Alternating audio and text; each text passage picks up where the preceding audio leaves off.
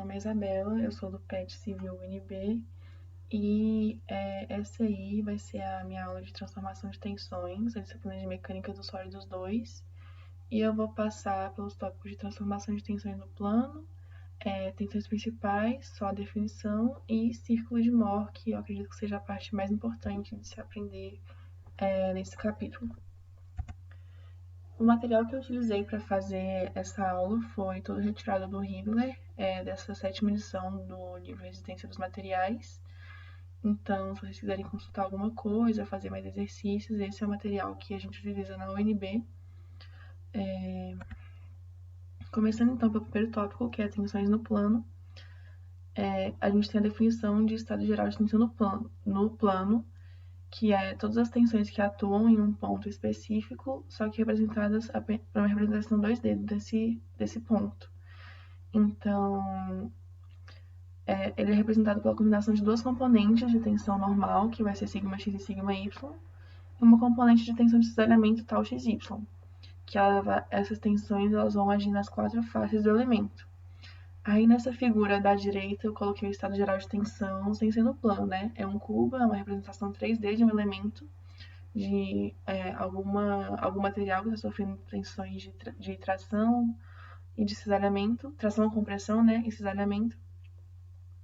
E aí o estado geral de tensão no plano visa focar e simplificar a representação desse estado geral de tensão para a gente poder manipular ele de uma forma que a gente consiga fazer uma análise melhor, mais precisa desse elemento.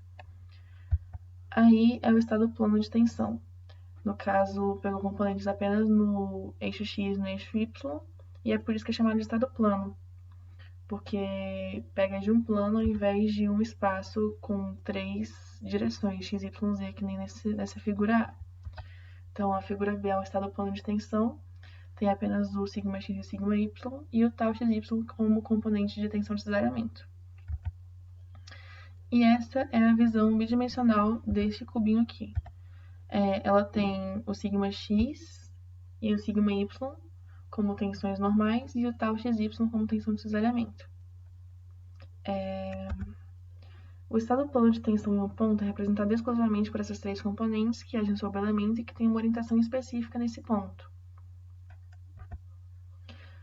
O que a gente faz para trabalhar com esse estado geral de tensão, esse estado de tensão no plano, é rotacionar ele para a gente mudar as tensões que estão atuando nele, de forma que a soma das componentes tem que dar igual para todas as direções, independente da orientação desse elemento. Então, se a gente observar aqui, o eixo Y e o eixo X, eles não são o mesmo eixo Y' e o eixo X', porque eles são esses dois eixos aqui, rotacionados a um ângulo θ. E aí, essa rotação vai gerar diferentes tensões de tração ou compressão e tensão de cisalhamento. Só que a soma dessas componentes na direção Y e na direção X tem que dar sempre a mesma, parecida com a mesma igual, exatamente igual a essa tensão original aqui que a gente tem.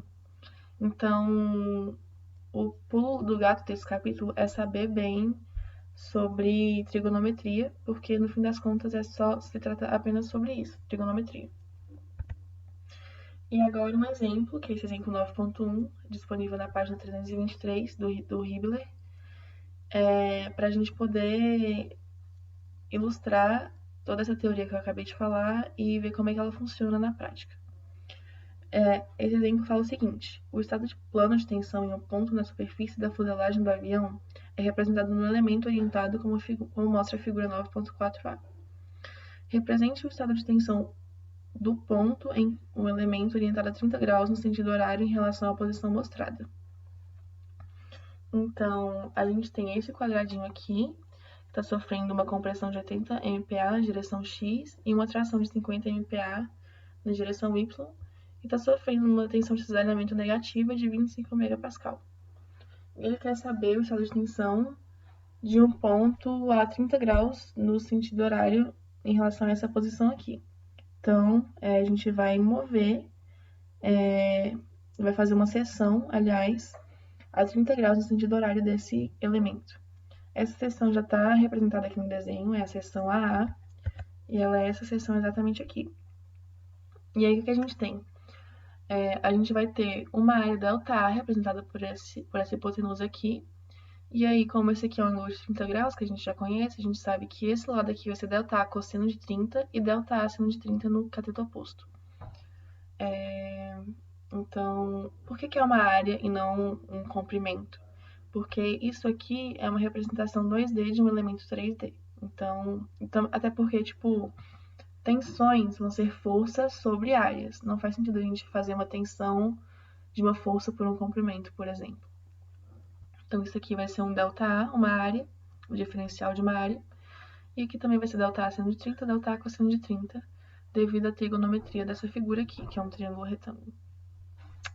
Sabendo dessas dimensões aqui, que isso aqui são apenas dimensões das laterais, não tem nenhuma força ainda, a gente pode observar quais são as forças que atuam em cada face desse elemento. Nessa face aqui, a gente vai ter sigma x' ΔA, porque sigma x' é a força normal na direção x', ΔA é a área, então uma tensão vezes a área dá uma força. E tal x' y' ΔA. Por quê? Porque tal x' y' é a tensão de cisalhamento que atua nessa face, e ΔA é a área dessa face. Então, isso aqui, esse tal x' y' ΔA também é uma força. A mesma coisa em todos os outros lados. Esse 80 aqui é essa força de compressão. Então, esse 80 aqui, quando colocado nesse elemento inclinado, nesse elemento seccionado, na verdade, vai ter uma força de 80 ΔA seno de 30. Por quê? Porque este lado aqui é ΔA seno de 30. Então, a gente vai explicar essa tensão por essa área que é ΔA seno de 30. A mesma lógica para o cisalhamento sofrido nessa face. Se o cisalhamento é de 25 megapascal, nessa fase aqui vai ser 25 vezes ΔA seno de 30, que é o tamanho dessa área aqui. E na fase de baixo a mesma lógica.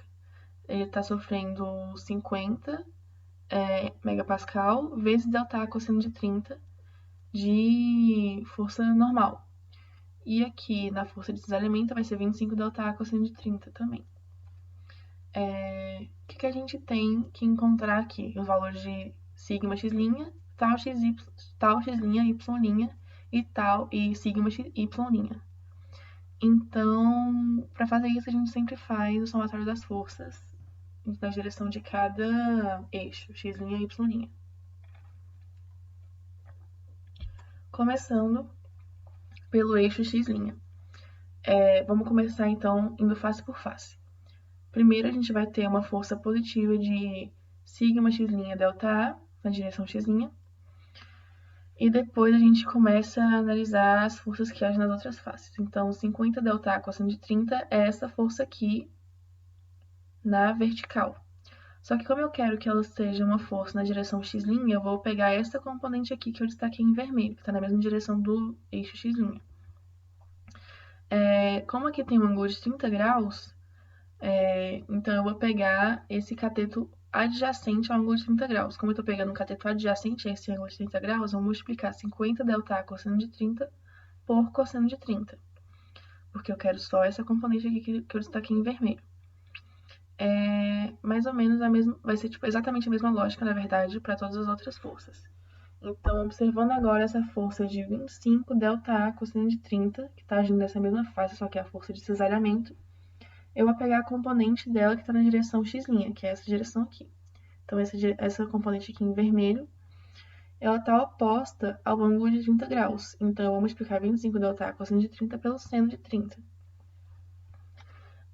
Observando agora essa força de 80 ΔA seno de 30, eu quero a componente na direção x', então eu vou multiplicar ela pelo cosseno de 30, porque essa componente aqui, ela é o cateto adjacente ao ângulo de 30 graus dessa decomposição de vetores aqui. Enquanto essa força de 25 ΔA seno de 30, a componente que eu quero essa componente, esse cateto oposto ao ângulo de 30 graus, então eu vou multiplicar 25 ΔA seno de 30 pelo seno de 30 de novo. quanto ao sinal de cada uma dessas componentes vai depender da direção positiva do eixo x'. Então, por exemplo, se a direção positiva vai ser essa daqui, para cima e para a direita, então, nesse caso aqui, dessa força de 50 ΔA cosseno de 30, que é essa aqui, ela está indo para baixo. Se ela está indo para baixo, a componente dela nessa direção x' também vai para baixo e para a esquerda. Então, ela é negativa. Essa aqui de 25 ΔA cosseno de 30, ela está indo para a direita. E essa, como o eixo x' está indo para cima e para a direita, ela vai ser positiva. A força de 80 ΔA seno de 30 está indo para cima, então ela também vai ser positiva, porque o eixo x' está indo para cima e para a direita.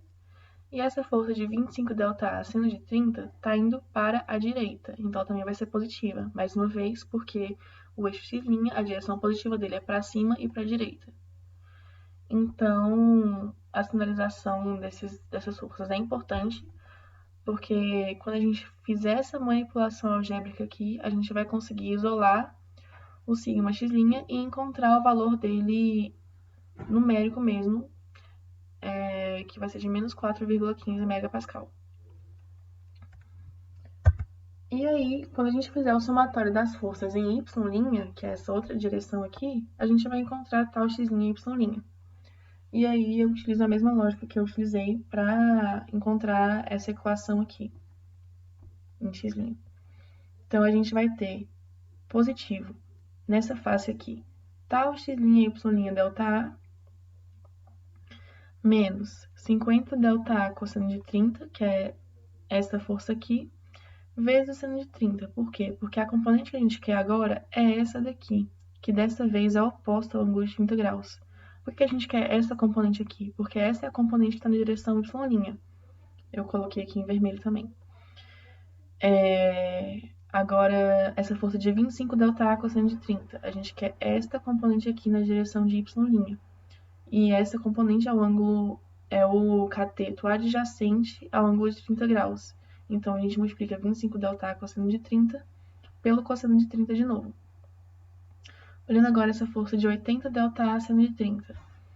Eu quero essa componente aqui na direção y', e essa componente é o cateto oposto ao ângulo de 30 graus aqui. Como é o cateto oposto, eu multiplico pelo seno. E 25 ΔA seno de 30. Eu quero a componente da direção y', então eu vou multiplicar essa força aqui, aliás, pelo cosseno de 30, porque essa componente é o cateto adjacente ao ângulo de 30 graus. Então, sempre tomar cuidado, ver qual que é o cateto oposto, qual que é o cateto adjacente em cada caso, prestar atenção em qual eixo você está analisando, qual componente você quer.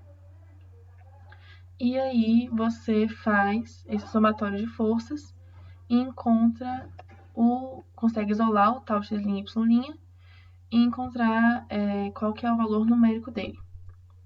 Então, aqui a gente já tem 2 das 3 respostas que a gente precisa. Qual que é a terceira componente que está faltando encontrar? A terceira tensão, aliás, que esse elemento está sofrendo. A gente encontrou uma tensão normal e uma tensão de cesariamento. Está faltando a outra tensão normal, que é a tensão normal na direção y', o sigma y'. Para encontrar o sigma y', é preciso fazer uma outra seção nesse primeiro elemento que a gente encontrou aqui no exercício, que o exercício deu, na verdade. Uma seção BB que é transversal à seção AA, que é a seção girada a 30 graus no sentido horário. Tá. A seção BB é esta daqui, que já está até representada no desenho do livro. E aí ela vai ter esse tamanho aqui, ΔA na face cortada, ΔA cosseno 30 na face do cateto adjacente ao ângulo de 30, e ΔA seno de 30 na face do cateto oposto ao ângulo de 30 graus. E aí, com isso, a gente vai poder encontrar todas as forças necessárias para resolver o problema. Por que a gente precisa de uma face transversal, uma seção transversal à seção AA? Porque é o seguinte, se vocês analisarem, a gente precisa encontrar um sigma y' nessa direção aqui, ó.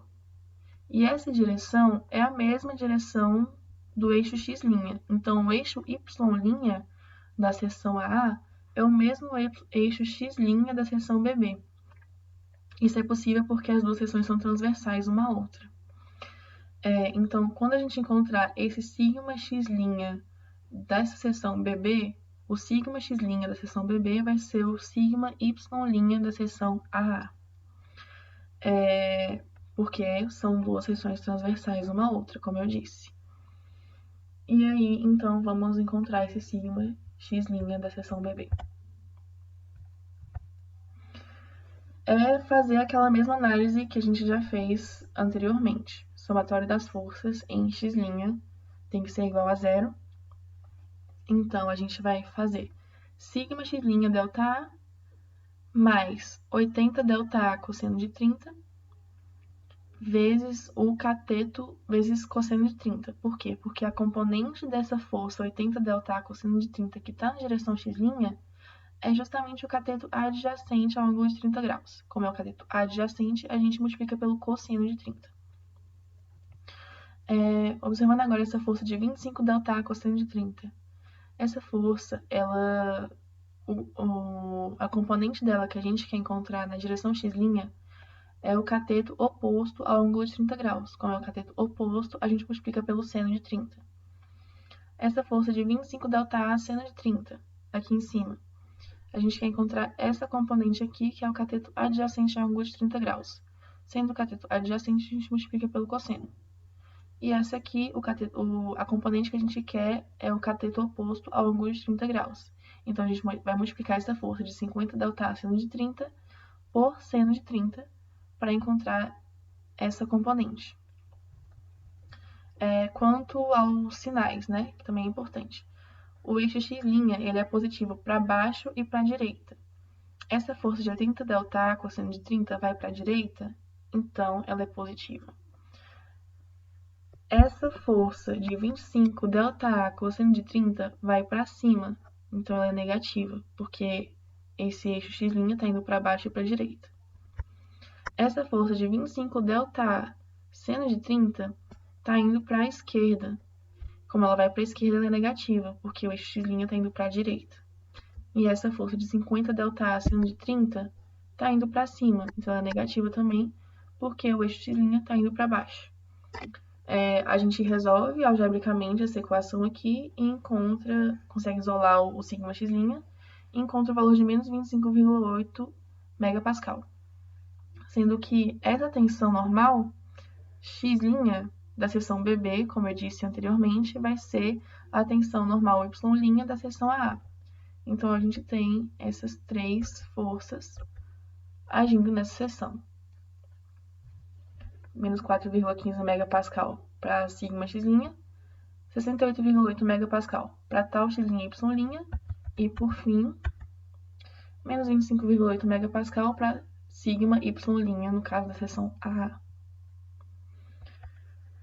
Agora, a definição, o próximo tópico que a gente tem é a definição de tensão principal. As tensões principais, elas representam as tensões normais, máxima e mínima. Quando o elemento está sofrendo essa tensão principal, a tensão de cisalhamento que ele sofre é nula. Por outro lado, se a gente quiser ter uma tensão de cisalhamento máxima do elemento, a tensão normal que vai agir nele, nas duas faces, vai ser a tensão média. Então, esse slide aqui tem dois casos. O caso que o elemento sofre as tensões principais e o caso que o elemento sofre a tensão de cisalhamento máxima. No primeiro caso, a tensão principal, que é a tensão normal máxima e mínima, ou a tensão de cisalhamento é igual a zero. No segundo caso, tensão de cisalhamento máxima, tensão normal média. Não é nula, é média. Então, vamos lá. Agora, para o último tópico dessa aula.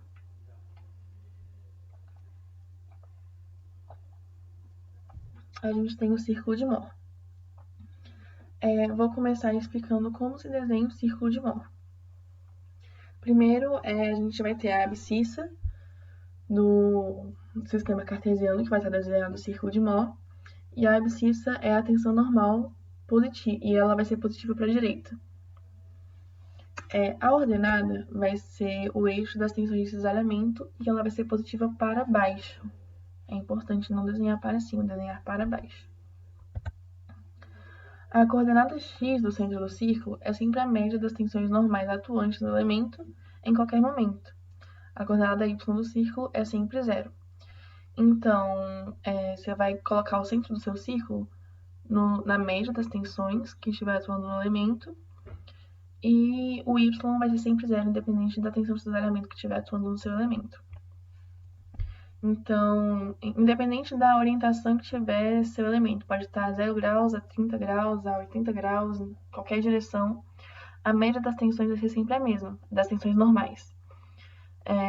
E como essa média vai ser sempre a mesma, o centro do seu círculo vai ser sempre o mesmo para o mesmo elemento que estiver sofrendo as mesmas tensões.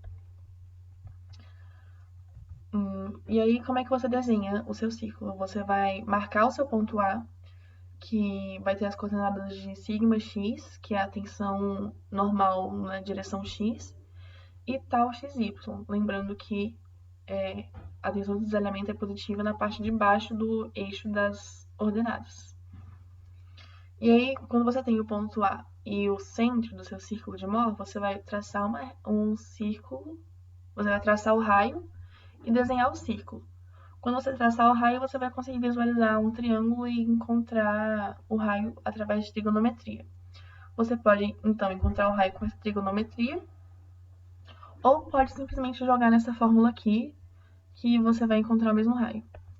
Então, com isso, você tem desenhado o seu círculo de Mohr. Uma outra questão importante desse círculo de Mohr é sobre a inclinação. Quando uma inclinação θ do elemento equivale a uma inclinação 2θ no círculo de Mohr. Então, vamos supor que você queira encontrar quais são as tensões que estão atuando no elemento a uma inclinação de 30 graus em relação a esse mesmo elemento no estado normal, né?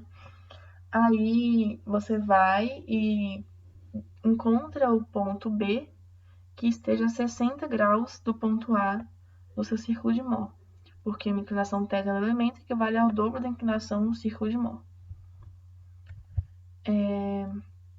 Agora, falando um pouquinho sobre onde é que estão as tensões principais do círculo de Mohr. Relembrando, a tensão principal é a tensão normal máxima e mínima e a tensão de cisalhamento nula em um elemento. Então, ela vai estar nesses dois pontinhos aqui, ó. Nesse pontinho aqui, a gente vai ter uma tensão mínima, normal, e nesse aqui a gente vai ter uma tensão máxima normal. Nos dois casos, a tensão de cisalhamento vai ser 0, tanto é que está aqui no eixo das abscissas. Então, nesse estado aqui, o círculo de Mohr está representando um elemento com a tensão principal, que está sofrendo tensões principais. Aqui, nesse círculo de Mohr, esse pontinho aqui representa a tensão de cisalhamento máximo, e como a gente pode ver nesse ponto aqui, se a gente projetar esse ponto aqui no eixo das abscissas, a gente vai ver que a tensão normal nesse ponto vai ser média. Então, aqui a tensão de cisalhamento máxima e a tensão normal média. Agora, um exemplo para a gente ver como é que a gente pode usar o círculo de Mohr para encontrar tensões diferentes em um elemento. Ele deu para a gente um elemento que está sofrendo tensões normais e tensões de cisalhamento e pediu para a gente determinar as tensões principais, a tensão de cisalhamento máxima no plano e a tensão normal média, e especificar a orientação do elemento em cada caso. No caso, a gente começa então encontrando o centro do círculo. O centro do círculo vai ser sempre com a coordenada y igual a 0, e a coordenada x vai ser igual à média das tensões normais que estão atuando no elemento, independente da orientação dele, porque vai ser sempre a mesma média da tensão normal. Então, a gente faz aqui menos 8 e menos 12, porque as duas tensões normais que o elemento está sofrendo são tensões de compressão, então são negativas. E divide por 2, e aí a gente encontra o centro do círculo. Para encontrar o raio, a gente pode primeiro colocar o ponto A, que vai ser sempre sigma x e tal xy. Então, nesse caso aqui, o ponto A vai ser menos 12 e 4, aqui, ó, menos 12 porque é tal sigma x, e 4 vai ser o tal xy. Fazer uma reta ligando os dois, e essa reta aí é o raio, e traçar o círculo de Mohr. Pronto. Como é que eu encontro o valor do raio? Ou por trigonometria, ou por essa fórmula aqui de cima. Utilizando a fórmula ou trigonometria, a gente encontra o valor de 4,47 megapascal. Agora, como é que eu faço para encontrar as tensões principais? Primeiro eu encontro quais são as tensões principais, né, que foi um dado que o exercício pediu. E aí, para isso, basta eu analisar o círculo de Mohr.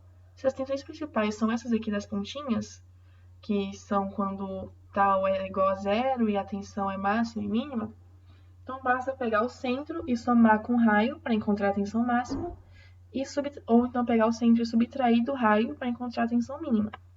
Então a tensão máxima, que é σ1, vai ser menos 10 mais 4,47, eu vou encontrar menos 5,53 megapascal. Σ2 vai ser menos 10, que é o centro, menos 4,47, que eu vou encontrar este pontinho aqui, sendo igual a menos 14,47 megapascal. E aí, a tensão de cisalhamento nesse caso vai ser nula. Como é que eu encontro, então, como é a inclinação que o elemento tem que estar para chegar à tensão principal? Eu vou priorizar sempre a tensão principal que estiver mais perto do meu ponto A, e eu vou encontrar esse ângulo 2θ aqui. Esse ângulo 2θ eu vou encontrar fazendo trigonometria. Eu posso traçar uma reta aqui, ligando o ponto A ao eixo das abscissas, e vou ter um triângulo retângulo.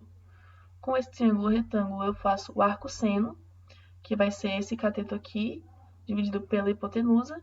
Aí encontro o arco seno dele.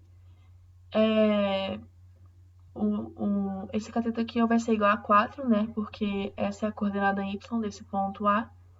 E a hipotenusa vai ser igual ao raio. E aí, fazendo esse arco seno, eu encontro 2θ igual a 63,49 graus. Como eu tô a fim de saber qual é o θ e não o 2θ, eu divido isso aqui por 2. Θ vai ser igual a 31,7 graus. 75 graus, né, no caso. Em qual sentido? No sentido horário, porque eu vou levar o ponto A até esse ponto aqui, então eu vou girar ele no sentido horário, que é esse sentido aqui. Então, se eu tenho esse elemento aqui e quiser chegar num ponto de tensão principal, eu vou pegar e vou girar ele todinho 31,7 graus. Dessa maneira aqui. E aí eu vou ter tensão de cisalhamento nula, e as tensões atuando vão ser 5,53 e 14,47 de compressão nos dois casos. Agora, ele quer saber como é que encontra a tensão de cisalhamento máxima e a de tração média. A tensão de cisalhamento máxima vai ser nesse ponto aqui. E ela vai ser, o valor numérico dela vai ser sempre igual ao raio. Por quê? Porque o centro está no zero. E a distância do centro até o ponto mais baixo do círculo é sempre o raio. Na verdade, a distância do centro a qualquer ponto do círculo é igual ao raio, né? Esse ponto aqui é o ponto onde a tensão de cisalhamento é maior. Então, ela vai ser 0 mais 4,47 vai dar sempre igual ao raio, 4,47 megapascal. E a tensão média a gente já encontrou quando foi desenhar o círculo de Mohr. A tensão média é menos 10 megapascal. Então, como é que eu faço para encontrar qual que é a inclinação que eu vou fazer, que eu vou ter que girar o elemento para encontrar a tensão de cisalhamento máxima? Para isso, eu vou fazer a mesma coisa que eu fiz para encontrar a tensão média. Eu vou fazer aqui um triângulo, encontrar o arco cosseno dele com o cateto adjacente igual a 4, né? No caso, vai ser uma retinha de tamanho 4. E o raio sendo a hipotenusa do triângulo. E aí, com isso, eu encontro o arco cosseno de 26,51 graus. Encontrei θ. E aí, encontrei 2 θs, aliás. E aí, para encontrar θ, que é a inclinação real, a inclinação do elemento, só divido por 2 e encontro 13,25 graus. Qual que é a direção do movimento? Vai ser do ponto A até esse ponto aqui. Então, vai ser no sentido anti-horário.